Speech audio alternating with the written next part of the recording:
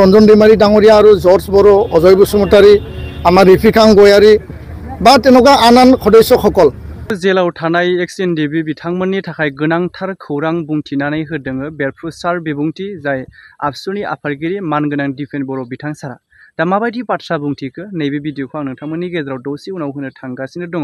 नोंथांमोना भिडिअखौ जोबजासे नायदो, जोबजासे नायनायनि गेजेरजोंसो कमेन्ट खालाम, मानो होनोब्ला भिडिअनि थांखिया मा बेखौ जोबजासे नायोब्लासो बुजि मोनगोन नालाय। दिनैनि समाव गासै बर' रायजो राजाफोरानो जेसेबांनाखि एक्स एनडिबि बिथांमोना जेलाव दङ बिथांमोनखौ गनायनि थाखाय लुबैदों, जोंजों उदां अख्राङाव फैनानै मिला मिसा गोरोबलायनानै संसार जाफैनायखौ लुबैदों दिनैनि थासारियावहाय। मानो होनोब्ला बिथांमोनजों लोगोसेनो पिस एकर्डआ जादों जेब्ला गोजोन सान्थिखौ बिथांमोनाबो मोननांगोन। जेथु जेलाव थाबाय थायोब्ला बिथांमोनाथ' सान्थिया माबायदि, मानि थाखाय एकर्ड सान्थि जादों बा पिस एकर्डआ जादों बेखौथ' मोनाखैब्ला आरो माथो होनबावनो ना। दा बिनि थाखायनो बिथांमोना दिनैनि समाव उदां अख्राङाव जानांसिगौमोन। जे गोबाव सम जाबाय बख'नायनि थाखाय गोबां सावरायनायखौबो जों दा खोनासोबाय थादों, लोगोसे गगन बायदि माखासे सावरायनाय लेभेलसिमबो आसामनि चिफ मिनिस्टारा खोथा होनायनि बेबायदि बाथ्राबो जोङो खोनासोबाय थादों। दा खोनाबाय थानाय बेफोर बाथ्राफोरा थारै जोंनि गेजेराव जाफुंमारोब्ला बेयो जोंनि बर' हारिनि थाखाय जोबोद गोजोनथाव। बेनिखायनो जोङो आसा खालामो फैबाय थानाय समाव जिहेथु बिथांमोननि जे थांखि, बिथांमोननि जे बख'नो नाजानाय जेखि हान्जाजों बा जेखि आफादजों गोरोबलायनानै बख'लाया मानो बिथांमोना जिहेथु गनांगौ बेखौल' जोङो हास्थायो। बेनिखायनो जों जेब्लाबो खौसेथियै जिहेथु बिथांमोनखौ बख'नांगौनि सार्थ'आव, जाथिनि सार्थ'आव बेरेखा खोथा बुङालासेनो ना मोनसे गारांजों मोनसे आगानजों सुरलायनानै बयबो जिहेथु नारजालायोब्ला, सरकारखौ नारसिनलायोब्ला निस्सय हागोन, लासैनो आयेन मथे बिथांमोनखौ बख'नो हागोन। दा बेसेखिनि समाव जायनाखि एबसुनि आफादगिरि दिपेन बर' बिथां साराबो माखासे बाथ्रा बुंथिदों। जायनाखि बिथां सारनि बाथ्रा बुंनाय बे भिडिअखौ नोंथांमोना आबुङै नायलां, लोगोसे कमेन्ट खालामदे जोबजासे नायनायनि गेजेरजों आरो मोन्दांथिखौ फोरमायहर। এই কথাটো মই স্পষ্ট কৰিম যে এনডিবিৰ যিখিনি সমস্যা আছে, প্ৰথম সমস্যাটো হ'ল যে তেওঁলোকৰ ৰিহেবিলিটেশ্যনৰ যি পেকেজ আছিল 4203 4203 দিয়া হ'ল, 678 এতিয়া আধৰুৱা হৈ আছিল। এইটো অলৰেডি ফাইনেন্সিয়েল চেংচন হৈছে, তেওঁলোকে ডিচেম্বৰৰ ভিতৰত সেইখিনি ৰিহেবিলিটেশ্যন পাব। দ্বিতীয় কথাটো হ'ল যে মাৰ্টিয়াৰ পৰিয়াল, শ্বহীদ পৰিয়ালক আৰ্থিক অনুদান দিব লাগে, 592 অলৰেডি দিয়া হ'ল। আৰু মানে 700ৰো অধিক অলৰেডি গৃহ বিভাগ আৰু স্পেচিয়েল ব্ৰাঞ্চ মানে অসম আৰক্ষী তেওঁলোকে ৰেডি কৰিছে, তেওঁলোকে পাব। আৰু যিখিনি বাকী ৰ'ব তাৰ কাৰণে ভেৰিফিকেশ্যন চলিব। 3 নম্বৰ কথাটো হ'ল যে হাইনিয়াছ আৰু নন হাইনিয়াছ যিখিনি কেছেছ আছে 263 উইড্ৰ কৰা হ'ল।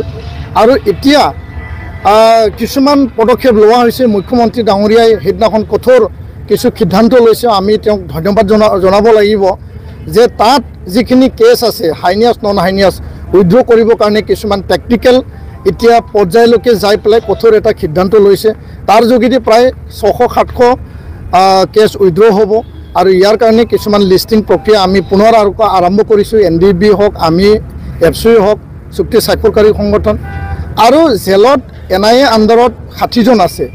জেলত CBI অধীনত মানে ভাৰ্ডিক দিয়া, লাইফ ইমপ্ৰিজনমেণ্ট দিয়া প্ৰায় 6 জন আছে। সন্মানীয় ৰঞ্জন ডিমাৰী ডাঙৰীয়া আৰু জৰ্জ বড়ো, অজয় বসুমতাৰী, আমাৰ ৰিফিকাং গয়াৰী বা তেনেকুৱা আন সদস্যসকল, তো তেওঁলোকক জেলৰ পৰা মানে ওলাই আনিব লাগে। তাৰ কাৰণে আমি নিবেদন জনাইছোঁ। আৰু ইয়াত কোনেও বেয়া পোৱা কথা নাই। অসমত বহুতো ঘটনা হৈছে, বহুত সংঘাত হৈছে, গুলী বাৰুদ, বম ব্লাষ্ট, বিভিন্ন ঘটনা হৈছে। সময়ত আমি সিজনে সিজনক ক্ষমা প্ৰদান কৰিছে, ক্ষমা বিচাৰিছে। আমিও অসমবাসীৰ ওচৰত এই ঘটনা পৰিঘটনা যোনেই নকৰক কিয়, যি দল সংগঠনেই নকৰক কিয়, আমি ক্ষমা মাৰ্জনা বিচাৰিছোঁ। বড়ো জাতীয় সংগঠন হিচাপে যদিও NDB কৰিছিল, BLTA কৰিছিল, আমি ক্ষমা মাৰ্জনা বিচাৰিছোঁ। আৰু তেওঁলোকে আজি চুক্তিত আবদ্ধ হ'ল, শান্তি প্ৰক্ৰিয়াত তেওঁলোকে আহিল। 5 বছৰ হ'ল চুক্তি, এতিয়া শান্তি, ইয়াত গুলী বাৰুদৰ কোনো পৰিৱেশ নাই, ইয়াত হত্যা হিংসাৰ কোনো পৰিৱেশ নাই। তো এই এটা সন্ধিখনত এটা মানুহে যদি 13 বছৰ জেলত থাকে, 15 বছৰ জেলত থাকে, 16 বছৰলৈকে জেলত আছে, তেওঁলোকে এতিয়া মূল খুঁটিলৈ আহিছে। তেওঁলোকৰ যি কণ্ডাক্ট অফ বিহেভিয়াৰ, তেওঁলোকৰ যি মানসিক শাৰীৰিক যি চিন্তা চৰ্চা কৰ্মৰাজি, সকলো এটা সাধাৰণ মানুহ নিচিনা এতিয়া হৈছে।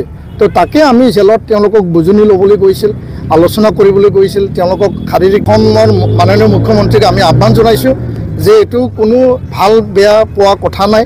আমি অসমবাসীৰ ওচৰত ক্ষমা বিচাৰিছোঁ। এই ঘটনা পৰিঘটনা এতিয়া আমি শান্তি ঘূৰি আহিছোঁ, শান্তি স্থাপন হৈছে।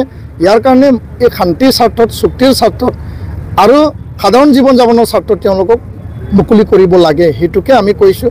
আৰু ইয়াত বাধা বা আন যিখিনি তাত কেডাৰসকল আছিল তেওঁলোকক লগ ধৰিবৰ কাৰণে আমাৰ মানে সময়ৰ কিছু নাটনি হৈছিল। জেল কৰ্তৃপক্ষৰ কিছুমান তেওঁলোকৰ নিয়ম নীতি আছে। পুনৰ আমি জেললৈ যাম, তেওঁলোকক খা খবৰ ল'ম। আমাৰ কাৰো প্ৰতি এনেকুৱা মানে চিন্তা নাই। সকলোৰে প্ৰতি আমাৰ সহানুভূতি, সকলোৱে আমাৰ জাতিৰ হকে কাম কৰিছিল, সেইটো আমি সকলোকে একে সমানে আমি সদায় চাই আহিছোঁ আৰু একেলগে আমি যুঁজ দি যাম। ধন্যবাদ।